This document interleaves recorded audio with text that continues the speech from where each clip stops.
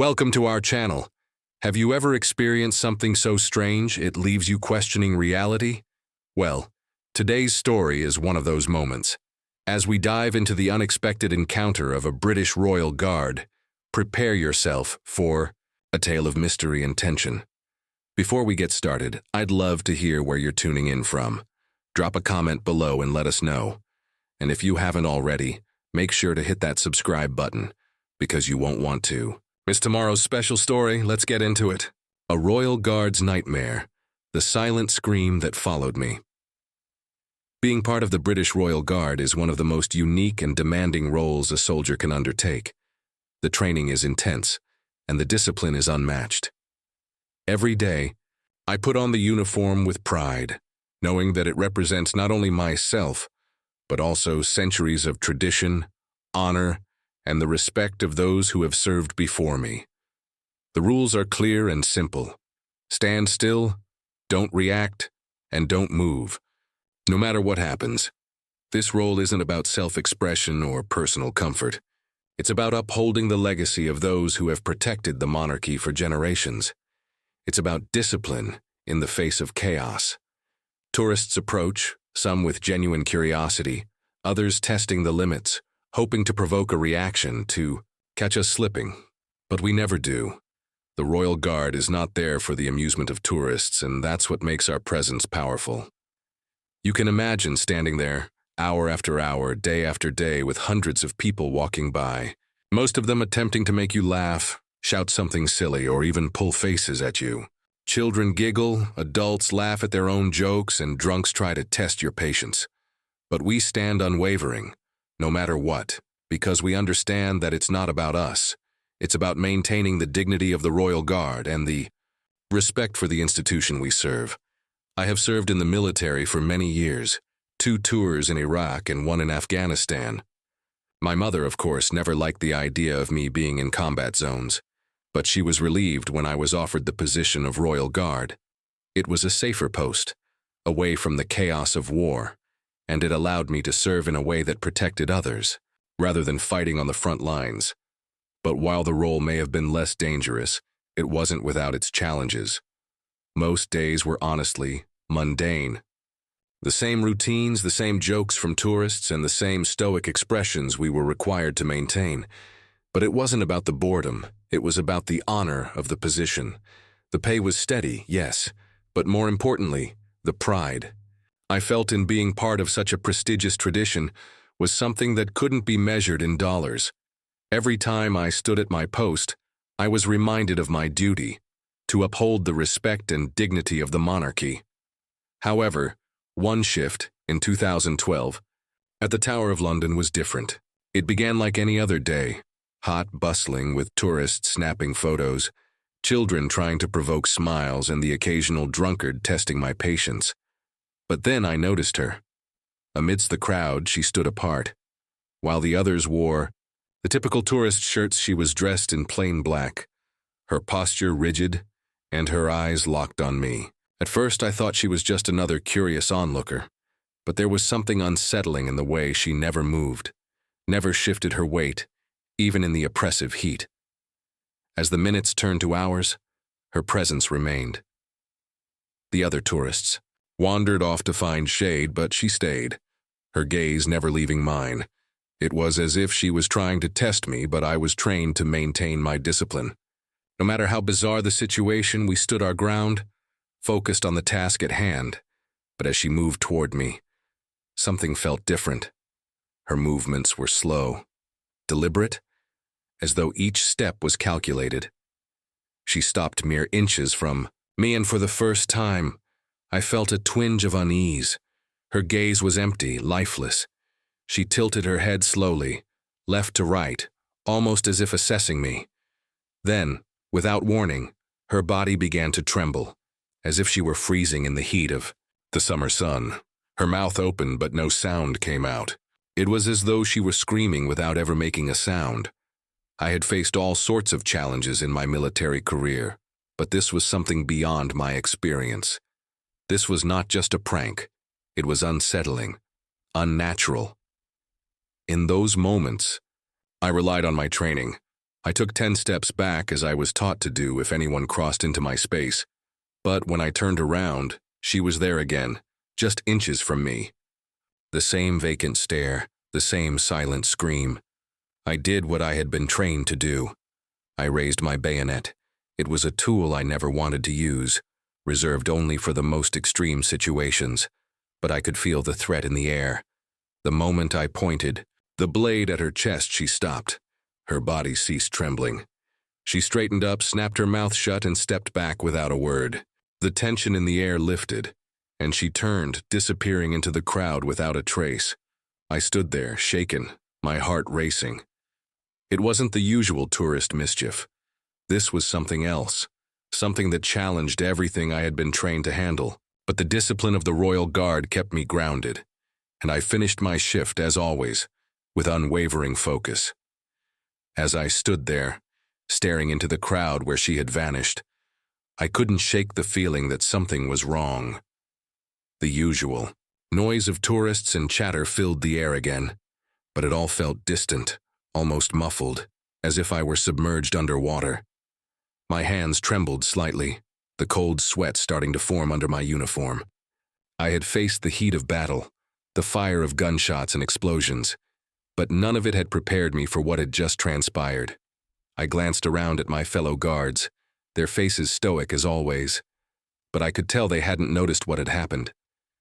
They were all too busy with their own shifts, focusing on the routine that had become second nature to us all. But I couldn't focus. I couldn't forget the woman's face, the way she had stared at me, the unnatural movements, the silent scream.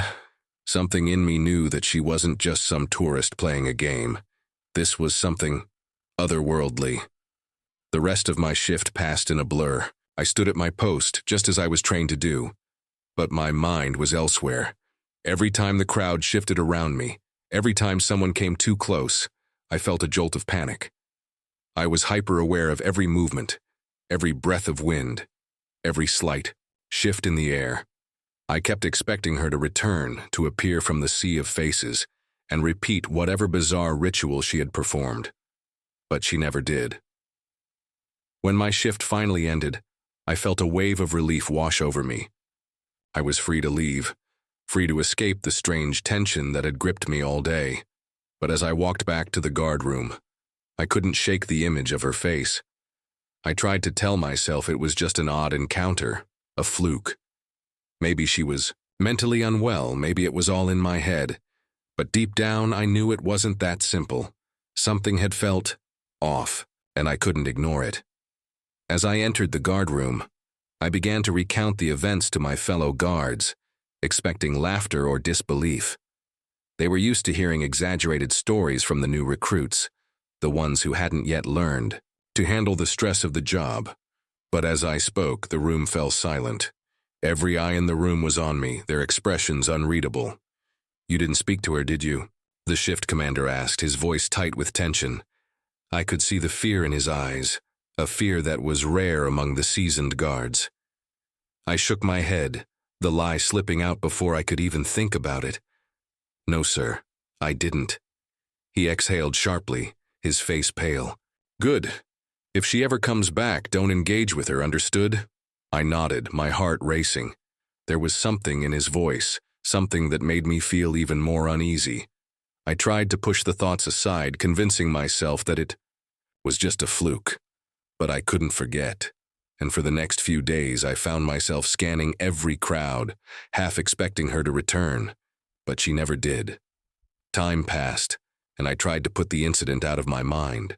The Royal Guard duties resumed, the usual routine settling back into place. But there was a part of me that could never forget that woman.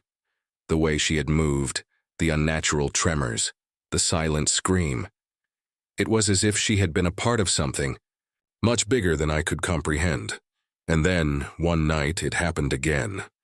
It was around 3 a.m. when a loud, rapid knock at my door jerked me awake.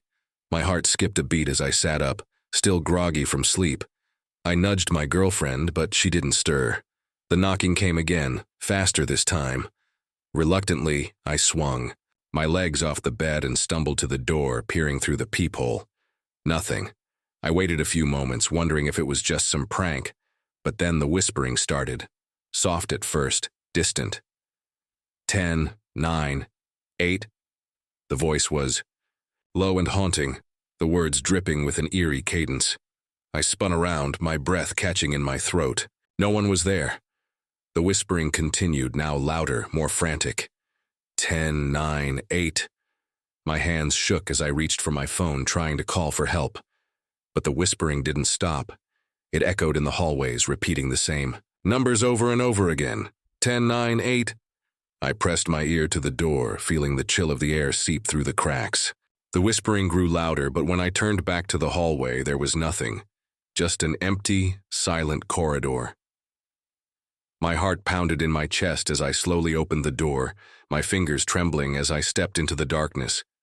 The hallway was empty, except for one thing. A single black hair caught in the doorway. I didn't sleep for the rest of the night. I tried to convince myself it was just exhaustion, that I was imagining things, but the whispers didn't stop. They followed me. Every night, just before I fell asleep, I could hear them counting down, getting closer and closer. I moved apartments, the whispers followed. I left England. The whispers followed. And no matter where I went, the same chilling countdown would haunt me. And I still don't know what will happen when it reaches 0. But I pray I never find out. The days that followed felt like I was trapped in a nightmare that I couldn't escape. The whispers, always that same haunting countdown, echoed in my mind, and every time I tried to shake them off, they only grew louder. The woman at the Tower of London, her strange, violent trembling, her silent scream. They all kept me awake at night. I couldn't forget what had happened, no matter how hard I tried, and the unease, that cold dread, seemed to follow me, creeping into every corner of my life. I stayed alert, always scanning the crowds whenever I was on duty. Every eye, stranger? Every face made me wonder if it was her again.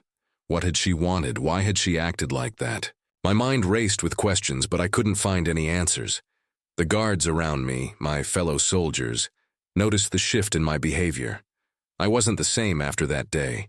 They could tell something was off, but no one spoke about it. I think they could feel it too. The weight of something unexplainable, something lurking just beyond reach. But it wasn't until that night, 3 a.m., when I was jolted out of my sleep, that I truly realized just how far this was going.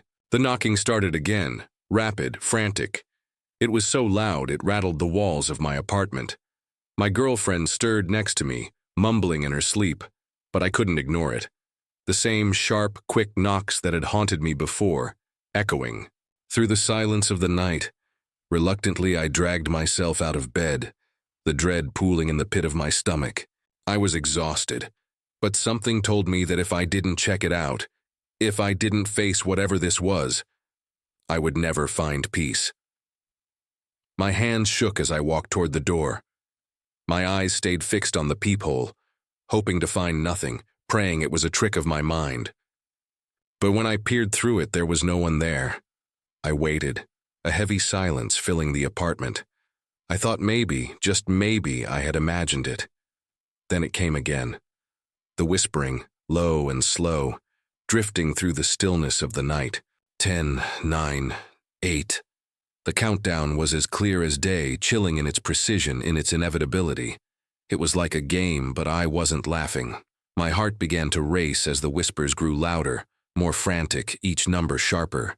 Then the last. My hands gripped the doorframe as I tried to make sense of it. What did it mean? Was it her again? I spun around, my breath catching in my chest. I could feel it, the presence, just behind me. But when I turned, no one was there. My girlfriend, still sound asleep, didn't stir, oblivious to the torment I was enduring. The countdown continued louder now, as if it were coming from all directions. 10, 9, 8. I was losing my mind. The fear, the panic, it was overwhelming. The walls felt like they were closing in on me, the pressure building. With every second, I pressed my ear against the door again, straining to hear where the voice was coming from. But there was nothing. No one. Just the whisper, the countdown. And then, through the peephole, I saw something. something dark, something that shouldn't have been there, a shadow, a figure standing just outside my door. My heart skipped a beat, my breath caught in my throat. I couldn't make out the details, but the silhouette was unmistakable. It was her, the woman from the tower. I could feel it in my bones. In that moment, panic surged through me. I couldn't think, couldn't breathe. My instincts took over, and I threw open the door, almost slamming it against the wall. The hallway was empty except for one thing, a single black hair caught in the doorframe just like the night before. I stepped back, my head spinning. What was happening to me? Why was this happening? I felt like I was losing control, losing grip on reality itself. But there was no time to dwell on it. I slammed the door shut, locked it, and fell to the floor, my hands shaking. I had to get out. I couldn't stay here, couldn't stay in this apartment where the whispers followed me, where she haunted me. I couldn't breathe, couldn't think. But when I looked up, the room was still empty. The air felt thick, suffocating, as if I were trapped in a nightmare. The whispers didn't stop, and no matter where I went, no matter how far I ran, I knew she would be waiting. That countdown, that chilling rhythm, it was only a matter of the days after that night blurred together, each one feeling like a continuation of the same nightmare. I could barely function. The whispers, that haunting countdown, followed me everywhere. The air around me felt heavier, like a constant weight pressing down on my chest. I couldn't escape it, couldn't shake the feeling that I was being watched. Hunted even. Every time I closed my eyes, I could hear it, 10, 9, 8, growing louder, closer, more urgent. I tried to convince myself it was just stress, that my mind was playing tricks on me. After all, I had been through so much in my life, 2 tours in Iraq, 1 in Afghanistan, but none of it had prepared me for this. None of it had prepared me for the woman at the tower or the whispers that had followed me since that fateful demise. I moved out of my apartment thinking a change of scenery might help. But when I arrived at my new place, the feeling of dread didn't dissipate. The whispers were still there, echoing in my mind at all hours of the day and night. 10, 9, 8. The countdown didn't stop. It followed me, wherever I went. At first, I tried to ignore it. I kept busy, trying to live my life as if nothing had changed. I went to work. I interacted with people, but the moment I was alone, the whispering began again. In that same chilling cadence. I couldn't focus. I couldn't think. It felt like I was being slowly consumed by something I couldn't understand. One night. Around midnight, I woke up to the sound of rapid knocking on my door once again. My heart skipped a beat, and the familiar dread spread through my body like wildfire. I didn't want to check. I didn't want to face whatever was behind that door. But the knocking grew louder, more insistent. The countdown echoed through my head again. 10, 9, 8. So close now. So real. I forced myself out of bed, my legs trembling beneath me as I approached the door. My breath came in shallow gasps as I peered through the peephole. There was nothing. No shadow, no figure, just the empty, dark hallway. But the air was thick, the atmosphere charged with an unsettling energy. I felt like something was waiting for me, lurking just beyond the door. I waited for a few moments, hoping the feeling would pass. But then it came again, the whispering. It was louder now, closer. 10, 9, 8. The numbers rang out, in my ears, filling my mind, drowning out everything else. It was like a countdown to something I didn't want to face. I turned the handle and flung the door open. There was nothing there, no one standing in the hallway. The silence was deafening, but as I stepped back, something caught my eye. A single black hair, just like before, caught in the doorframe. My pulse raced. How could it be? How was this happening? The hair, it was impossible. I had moved apartments, I had left my old life behind, but somehow she had followed me. The woman, the whispers, the countdown. It was all real, and she wasn't done with me yet. I slammed the door shut, locked it, and backed away, my mind spinning. This wasn't just a coincidence. It wasn't just stress. This was something else, something I couldn't explain, something that felt like it was beyond the reach of reality. I had tried to move on, to leave it all behind, but it was clear now. I couldn't escape her. I couldn't escape what had begun at the tower. For weeks after that, the whispers never stopped. Every night, just before I fell asleep, I would hear, "Duiden 9-8," a constant reminder that whatever was happening wasn't finished yet. I couldn't ignore it any longer. I had to confront it. I had to find out what she wanted, why this was happening to me. But the more I searched for answers, the more lost I became. And the worst part? I had no idea what would happen when the countdown reached 0. Would I finally be free, or would something worse be waiting for me on the other side? The days dragged on, and the weight of it all, those whispers, the haunting presence, grew heavier with each passing hour. The countdown never stopped. 10, 9, 8. It echoed in my mind, relentless and unforgiving. No matter where I went, no matter how far I ran, the whispers followed. They were a constant, like a dark shadow lurking just behind me. I couldn't escape them. And worst of all, I had no idea what would happen when the countdown finally reached 0. I tried to keep up the facade, pretending that everything was normal, that I wasn't unraveling inside. I went to work, forced myself to smile when people spoke to me, but inside I was falling apart. I was no longer just a royal guard. I was a man haunted by something I couldn't explain. I knew deep down that I was being watched, being followed, by something beyond my control. It wasn't just the woman from the tower anymore, it was something more, something worse. Then, one night, it happened again. I had just gotten home from work, my mind tired but restless. The quiet of my apartment should have been comforting, but it only made the silence feel more oppressive. I sat down on the couch, trying to focus on anything other than the spiraling thoughts in my head, but it was impossible. The whispers had started again, quiet at first, but growing louder with each passing second. 10, 9, 8. I froze, my blood running cold. The countdown. Why was it still happening? I had moved, changed everything, yet it was still with me. I couldn't take it anymore. I stood up, feeling the floor tilt beneath me, my head spinning as panic set in. The air in the room grew thick, suffocating, and the whispers seemed to come from every direction. I stumbled to the window, hoping the fresh air would clear my mind, but it was no use. The whispers didn't stop. I pressed my hand against the cold glass, desperate for some relief, some answer. And then, just as I was about to give up, I heard it. The knock. Soft at first, like a distant echo, but then louder, more urgent. It was coming from the door. My heart pounded in my chest. I knew what it meant. I knew it with every fiber of my being. It was her. She had found me again. The woman, the whispers. This was it. The moment I had feared. The countdown was almost over. I stood frozen in place, unable to move as the knocking grew louder and faster. 10, 9, 8. I could feel the numbers counting down in the pit of my stomach, my body trembling, my breath shallow. I wasn't prepared for this. I wasn't prepared for the horror that was coming.